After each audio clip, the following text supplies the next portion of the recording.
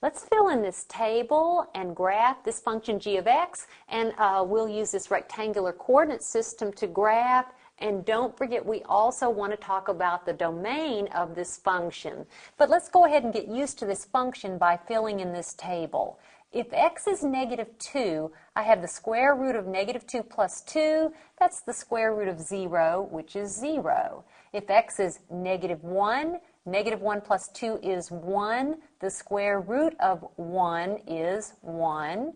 If x is 2, 2 plus 2 is 4. The square root of 4 is 2. And if x is 7, 7 plus 2 is 9. The square root of 9 is 3. By the way, if you'd like to find the y-intercept of this graph, you would let x be 0. And notice if x is 0, you have the square root of 2. That's approximately 1 4/10. So there's our y-intercept.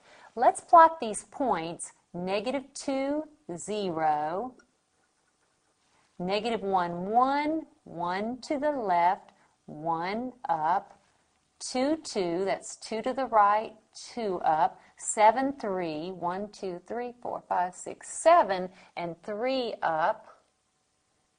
There we go. And look, here's our y-intercept, 0 left or right, 1 4/10 up.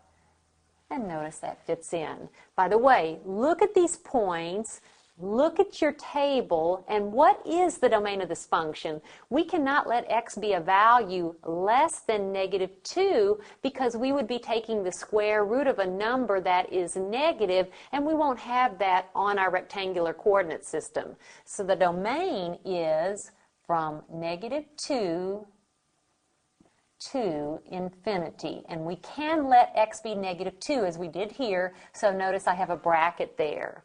Let's graph then by starting here at the smallest x value and drawing a smooth curve through these plotted points. There's the graph.